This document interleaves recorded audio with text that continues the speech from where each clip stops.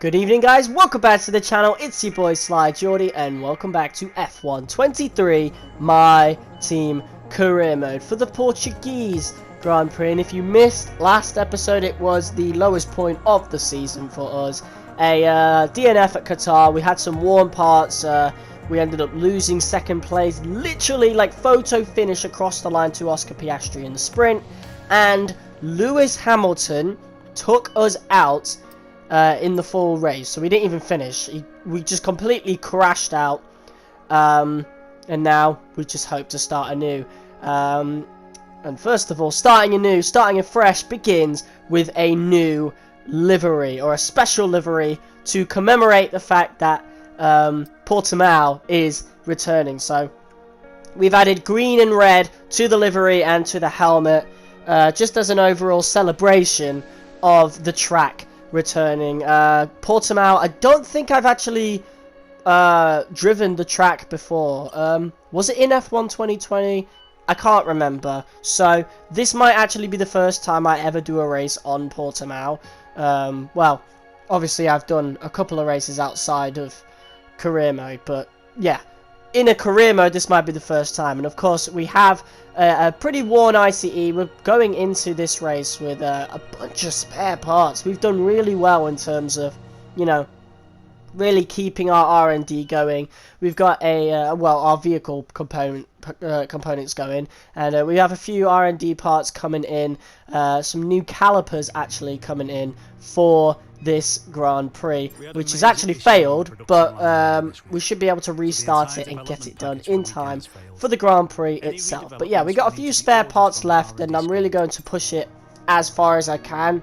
So usually what I do in FP1 is actually just not change any parts, keep using the worn parts, because it doesn't really matter for me. FP1, I pretty much only do like either I only do the track acclimatization and maybe some tire management or ERS management. I don't do more of the strenuous ones like race strategy in FP1. It's just me learning the track pretty much. So yeah, I really conserve as much of these parts as possible. So now we've got a new rival coming in. We need to choose a new rival for the last part of the season. It really doesn't matter who we choose either way, but I feel like Charles Leclerc is definitely going to be our toughest opponent here. Of course, Leclerc did really well in the last race. I think he actually won, ended up winning at Qatar. So it was a perfect weekend for Charles Leclerc, winning both the sprint and the full race. So choosing him as the rival as we march onward towards our first Drivers' Championship, it only makes sense. And the calipers, they don't fail this time. They're coming in.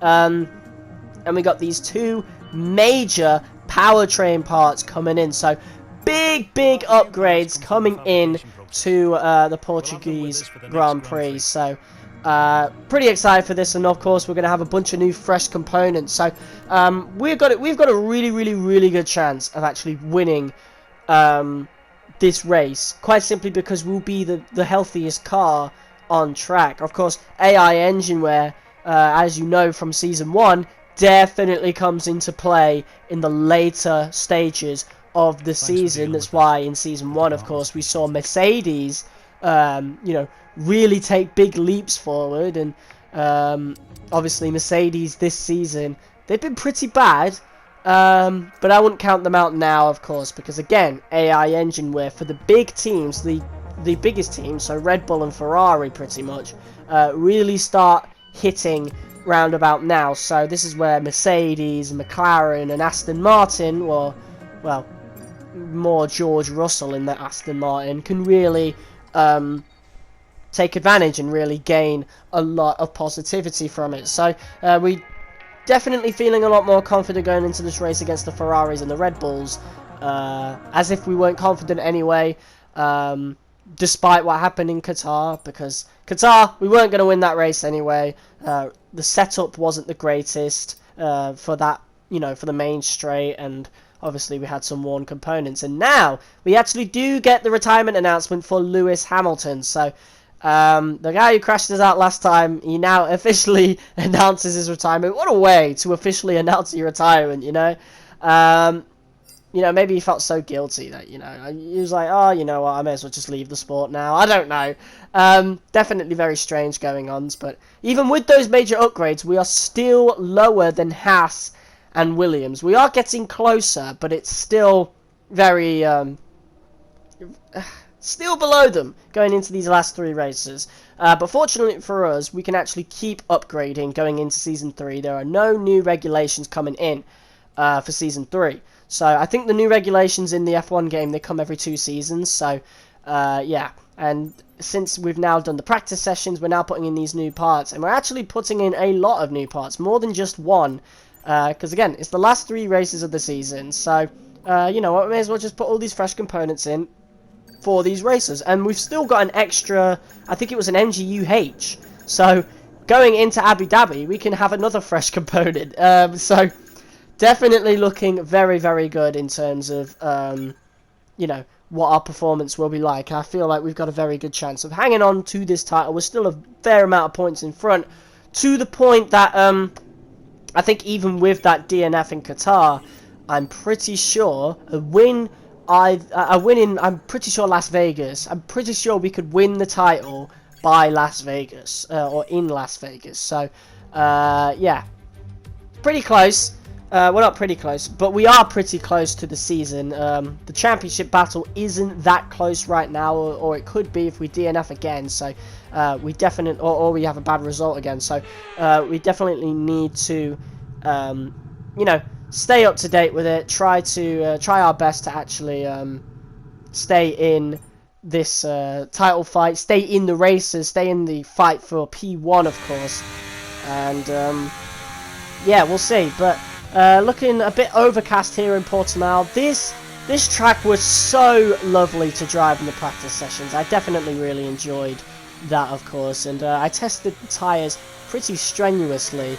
To the point that the mediums actually, like, they really stand out on this track. The mediums are incredible, and funnily enough, the softs are as well. I actually did, I think, like 10 laps in a row on the softs in FP3, I think it was.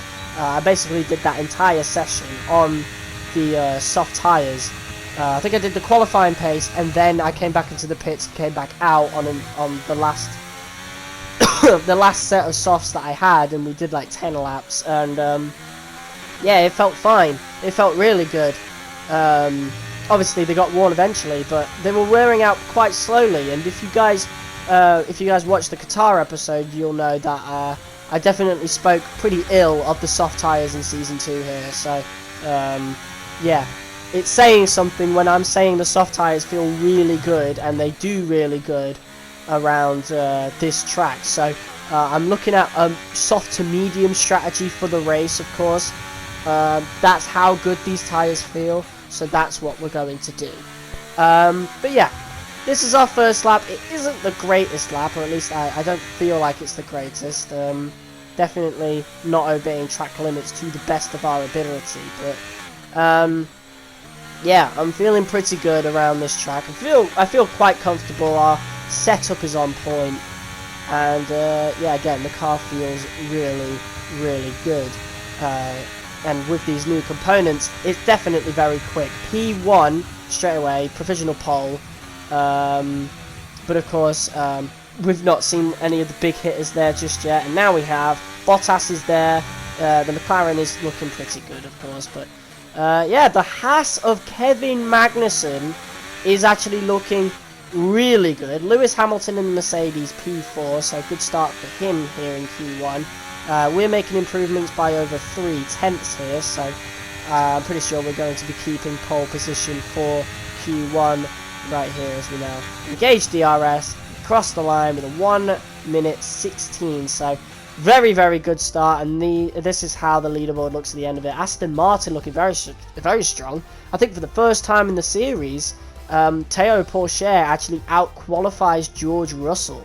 So that's a really good start. You might notice, though, that the Red Bulls are not doing well at all, and this is what I mean by AI engine wear. Max Verstappen, I have talked a lot about his lack of confidence in these last few races, but he seemed to have come back in Qatar. But yeah, now AI engine wear must be coming down, or maybe it might be a confidence thing.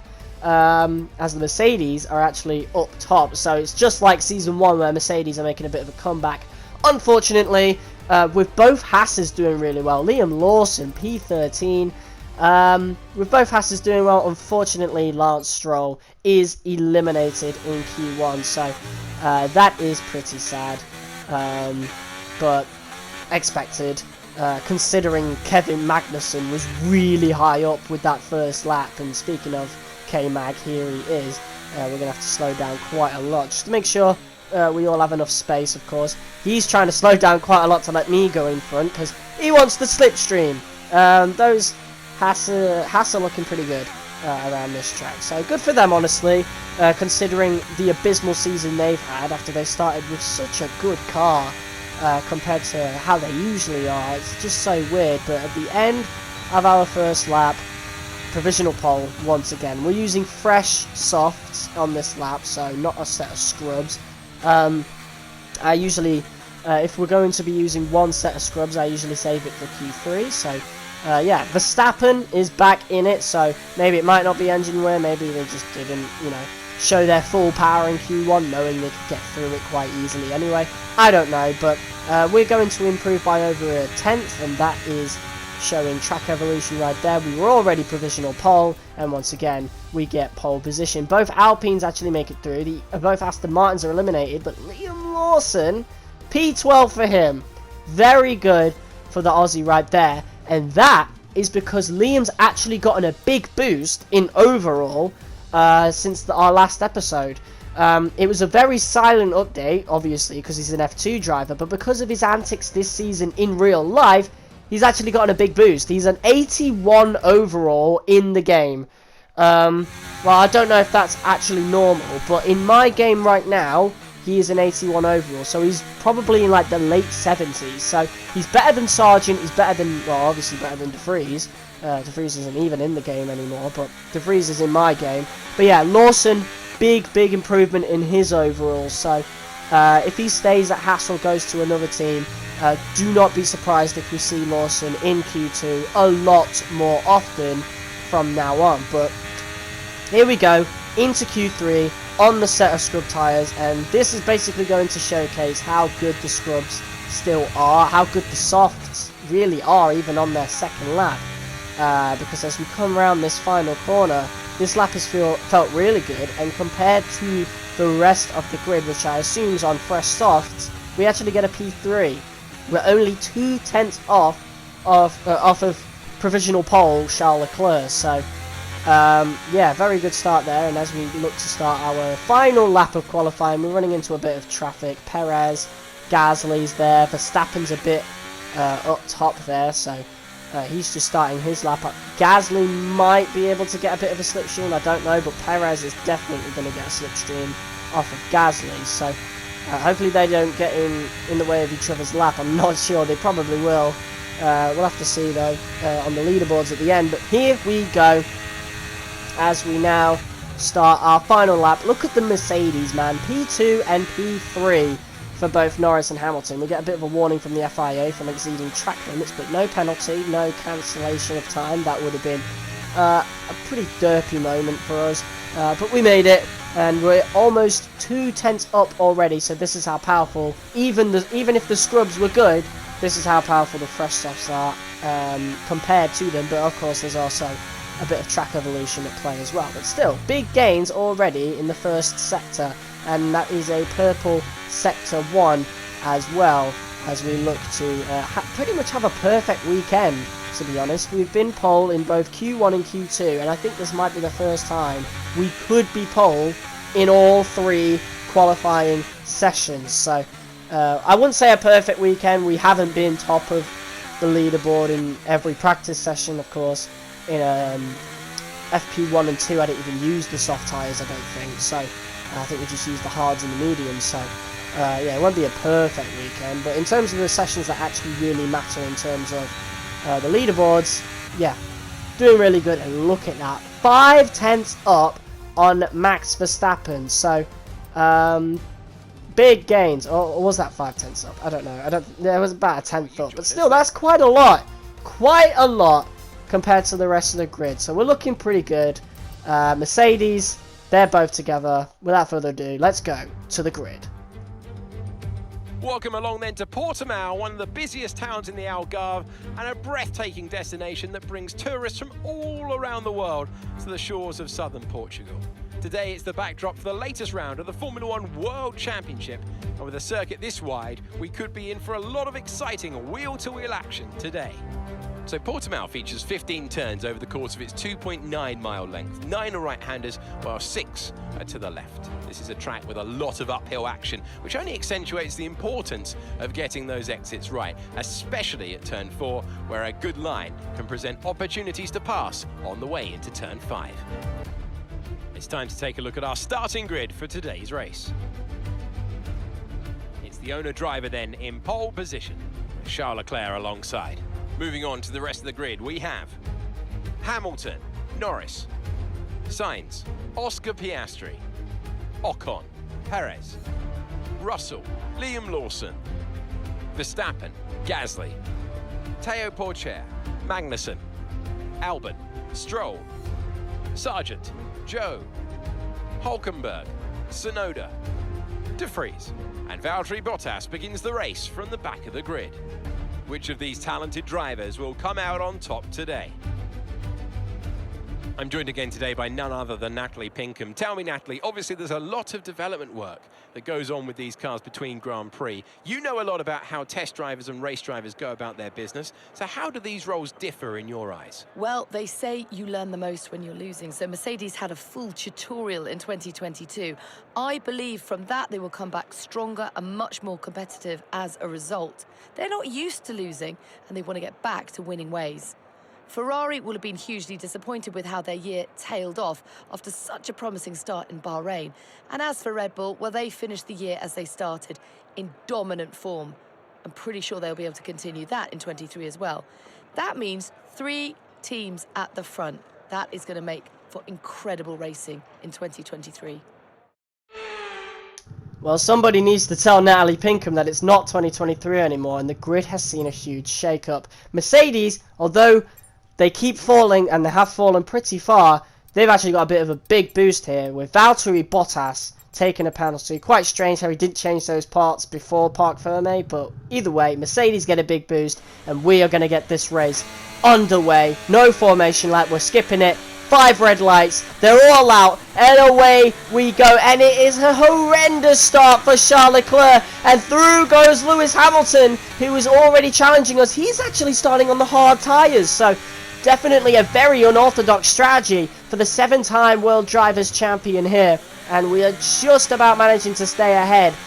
Wow, what a flying start for Lewis Hamilton right there, and we just about managed to keep ahead. Lando Norris, Carlos Sainz, Oscar Piastri, they've all over. Hell, I think there you actually see George Russell. Oh my god. Leclerc, what a howler for Leclerc. What, that might have been the worst race start of this entire series. That man, that can't be the car. That's all on him at this point. I don't know, but very good start for Lewis Hamilton, who is just now was chasing us down, but along the way Lando Norris is actually overtaking him, and now we're actually under pressure from the man who left McLaren. Definitely regretted it, that's for sure, because the McLaren ended up better than the Mercedes, at least in terms of overall performance. But that Mercedes team, Norris and Hamilton, wow. I really wonder who Lando is going to be partnering next season. If he stays at Mercedes, who knows, there could be a massive shake-up. But yeah, Hamilton will be leaving Mercedes at the end of the year due to his retirement, and I'm quite curious to see what that lineup looks like at the end of this season, or at least going into season 3. But yes, Lewis Hamilton actually manages to overtake Lando Norris, and now we're going to be under a bit of pressure from Hamilton.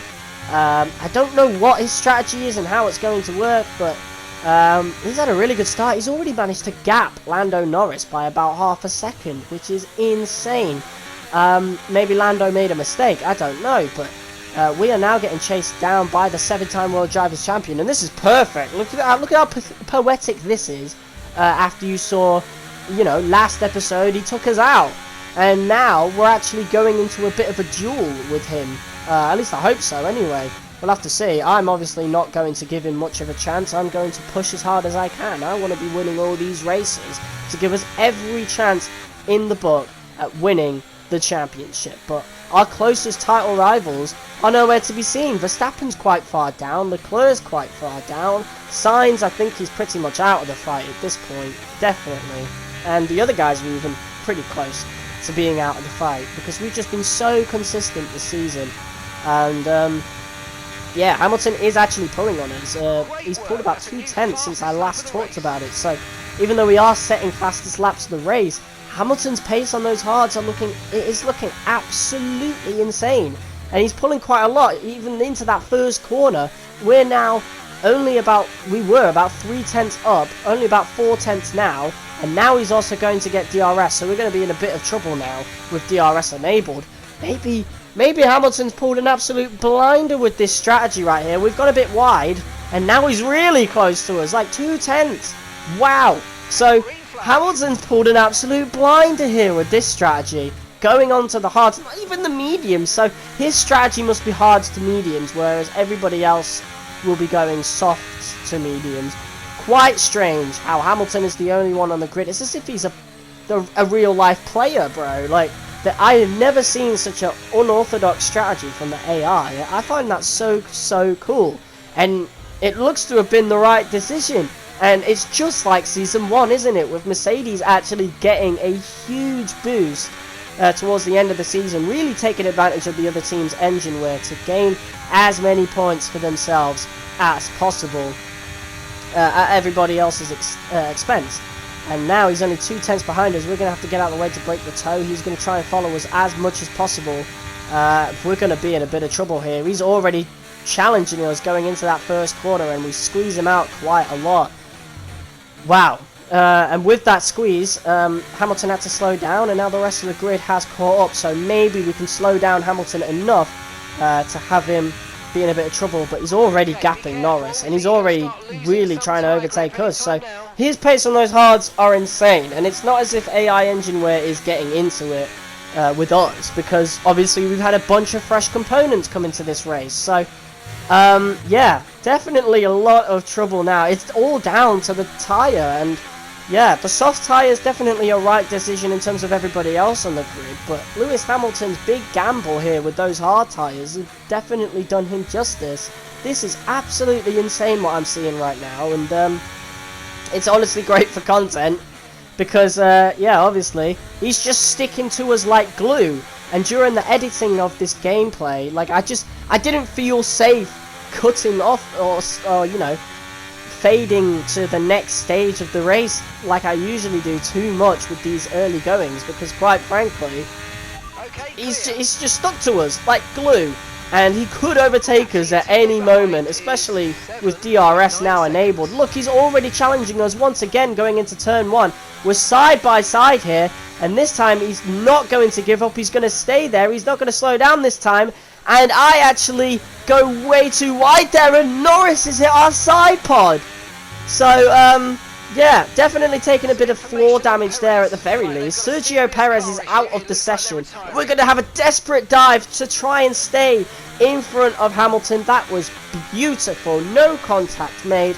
Clean as you like. Just hard racing. And we are back into P1 with that massive dive bomb. And my engineer now is calling me to change the strategy, not because of the damage that we've received, but because of our pace on these tyres, and because of how Hamilton's doing. They're looking to go for the undercut. I'm going to go with the current. I don't want to jeopardise my second stint whatsoever. Even if Hamilton manages to overtake us, we're only 4 laps away. Just how far in front could Hamilton get if he manages to overtake us? We don't know. But I don't think it will be that bad. I don't think it will be as bad as to justify the undercut on lap 7, because then our mediums will be a bit weaker, and I just don't want to do that, you know, because even if we do manage to undercut Hamilton, who's to say he won't catch up to us right near the end on 2 lap younger tyres? That's if he pits on the same lap as us, and if he doesn't, then it's going to be even worse, because yeah, then he'll have really fresh tyres, more than 3 laps perhaps. I don't really want to take that risk. We're going to stick with the current strategy. I think it's going well anyway. Our pace to the rest of the grid is still doing great, and even if we lose out to Hamilton, we're not really losing too much on points to Norris and Russell and Sainz, etc. So yeah, through goes Lewis Hamilton into P1. That was pretty much inevitable. All he had to do was get close enough going into that DRS zone on the main straight, and yeah, look, he's already gapped us by about 6/10, so that's insane. That those pace on the hards are so good around this track to justify him even starting on those. And you know, since we won't be seeing any new developments going into Season 3, I might even use a similar strategy myself in Season 3. We'll see, but he's already 7/10 up, and as we skip now to our pit lap, he's 3 seconds up. So that was a beautiful first stint for Hamilton, and just think it could have been so much worse had he overtaken us a couple of laps prior. You know, it could have been a lot worse. So definitely blindsiding us right there, but don't be surprised if we absolutely dominate Portimao next season because we use the same strategy, because clearly with these current regulations, hards to softs are the way to go. Well, hards to mediums are the way to go. But now we come into the pits. Our pit crew are going to do a lovely job as always. 2.4 seconds. So yeah, pretty good for us. We could obviously make that quicker down the line, but I don't really need to be honest. Hamilton has a pretty good pit as well, which pretty unorthodox for the Mercedes crew, I guess. They've really improved, so good for them, I suppose. But yeah, Hamilton has gapped us. He's had a quicker pit stop by about 5/10 of a second, so that's not good. So maybe we do need to improve the pit crew a bit. I don't know, but now we're looking to chase down Pierre Gasly in 20th place. He did not have a good occasion then. He must have had a crash or something, because wow, those Alpines were doing really good. I think they were both in Q3 at one point, and Pierre is all the way at the bottom now. He must have span out or something, clearly. Or maybe he must have had an altercation with Perez. I don't know, but we skip back to lap 12 now. We are now in P11. We are 4 seconds, almost 5 seconds ahead of the rest of the grid, so it's just Hamilton that we really need to catch. Nick de Vries in the AlphaTauri gives us DRS, so that is lovely as we now go past a couple of more pit guys. And yeah, we are now in P5. 2.3 seconds ahead of Hamilton, so can we actually catch him? I don't know. His pace was really good in that first stint, but as we go through the laps, we are taking chunks out of his time. So maybe he's fuel saving, maybe he's doing some tyre management, I don't know. But we are pulling on Hamilton little by little each lap. We are driving so well, we're driving so hard, but eventually, finally, on lap 17, going on to lap 18, we are now close enough to have a go. To have a go at Lewis Hamilton in the Mercedes in P1. Look at how far away the rest of the grid are. This is how hard me and the 7-time World Drivers Champion are racing. It's like a final boss, isn't it? It's like if you want to win your first championship, first you got to go through the greatest, or what is perceived to be the greatest, because I don't think Hamilton's the greatest at all, but still, you know. But there you go, we've dived into turn 1 there, gone a little bit slow into there, just to make sure there's no contact made and that we get the move done. And we are actually ahead, but I just know he's going to put us under constant pressure, and we're just going to have to keep driving as hard as we possibly can just to stay ahead here, especially since he's now going to have DRS. And as we go through these laps, he does once again stick to us like glue, but we managed to keep him at pretty much arm's length, about 6/10 behind us. Hell, at some points he gets as close as to about 3/10, so definitely under a lot of pressure from the 7-time champion here, but it is all looking good. Lap 21, yeah, we're just keeping it around 6/10, and we're actually managing to save a lot of DRS at the same time as well. So yeah, definitely he was probably fuel saving on our way up to him, and now like maybe he's regretting doing that. Maybe he should have raced as hard as he could, I don't know. But now towards the end of lap 22, we go on to the final lap of the Grand Prix. And we're going to be spending the CRS just to try and stay in front of him, of course. We are looking really good. It's been such a great race. Honestly, one of the more enjoyable races, or might just be the most enjoyable race I've had in the series, apart from Brazil Season 1, which I do miss. I kind of wish I didn't remove it from the calendar, but it will return in Season 3. Don't worry about that. But yeah, we've got 1 lap of fuel remaining. We might have to do a bit of fuel saving. As you can see, we've only got about 0.13 left, so a little bit of fuel saving will be needed on this lap, of course. A little bit of coasting into some of these corners. But yeah, I feel like we might just have this in the bag as we now look to stay ahead of Lewis Hamilton. Verstappen in 5th, Leclerc's nowhere to be seen. We're going to gain some hefty points in the championship after this race. But man, Portimao is going to be a mainstay on the calendar now. There's absolutely no way that I will be removing this from the calendar now. This track is so awesome to drive on. Absolutely no way I am removing it. No way. And now we come around the final corner. It's been a hard race. It's been an enjoyable race. But we come home to take P1 against Lewis Hamilton in Portimao. Let's go. Oh man, that's it. It's all over and you are the world champion. What a drive. What a season. Well done. Oh! Oh my god! Well, that came out of nowhere. Usually your engineer says something before the race, but wow! We are the drivers' champion. We've done it. Oh my god, yes! Let's go. And that, what a race to do it. What an amazing race to do it. Wow. Drivers' champion. That attack, and with it, the championship is secure. It's been a magnificent season, and they thoroughly deserve the cheers of the crowd here today.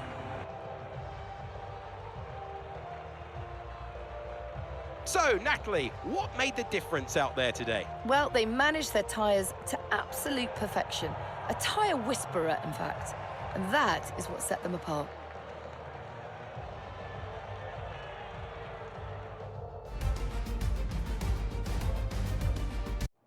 And then to the podium, our top 3 drivers. What a great effort from them today in a very difficult race. Well, what a race to do that in. Drivers' champion, Formula 1 World Drivers' champion. And what a race to do it in a duel against the man who's won the joint most. Pretty poetic. You can't have scripted that any better, honestly. But yeah, just like Season 1, Mercedes are actually seeing a resurgence here. A double Mercedes podium for them. Lando Norris finished P3. But the work isn't done at all. We still have a lot to do in terms of the Constructors' Championship. We're actually P3 right now because McLaren keep tripping over themselves. So, you know, other than Lance Stroll's 4 points in Singapore, we've actually earned enough points to actually get us into P3. And these next 2 races, the final 2 races, penultimate races of the season, will be to basically stay ahead in the Constructors' Championship, stay ahead of McLaren. So Valtteri Bottas, pointless once again, but Oscar Piastri is the man we need to watch. He's earning a decent amount of points. And so, yeah, that's the man we really need to start fighting. But unfortunately, Lance Stroll doesn't do very well. He actually finishes in P19, so not a good race for him. But yeah, Lewis Hamilton and Mercedes, they'll definitely, well, Lando will definitely get over 100 points. Because Mercedes are going to really improve now. There'll definitely be some new engine parts coming in for Abu Dhabi for all the teams. So in Las Vegas, Mercedes are going to have to, you know, really pull it out the bag to get the best positions possible. But our rivalry with Charles Leclerc has started off as perfect as it could be. 3 races remaining in the rivalry, so will the rivalry continue into the next season? Probably. We'll see. But yeah, pretty good race. Well, pretty good race. No, one of the best races in the series. Like, second best race in the series at, like, at the very least, you know? Whether or not that goes over Brazil Season 1, that's up to you guys, but wow, that was pretty poetic considering what happened with Lewis Hamilton last episode, and now, you know, we've had that massive duel with him, and we've actually managed to come out on top, despite him arguably having the much better strategy. Very weirdly, that hard tyre strategy, I never thought it would have been that much better, but there you go. We now have an Ask the Drivers feature for marketing after winning our Drivers' Championship. So, yeah, they're now asking about the new regulations to see what I consider to be what has required the most adjustment from the team, and I'd say the tyres, honestly. As much as the aerodynamics department doesn't like hearing that, because, I mean, look at the soft tyres and how bad they were over the course of this season. I don't know, but who are your heroes starting out as a professional driver? I hate how there's only 2 options here, because I would choose neither of them personally. I would have chose Fernando Alonso, but between the two, I'm obviously going to choose Sebastian Vettel. There's no way I'd go with Lewis Hamilton. I don't like him. You know, I just don't. I don't like his personality. I think he's washed. Like, he's corporate scum to me. And I could never call him my GOAT, especially since, you know, he had that car basically handed to him because of those regulations. It's just like, whatever, I can't. But there you go. We got a nice, lovely championship logo right there. The championship is won, and but once again, we can't really slow down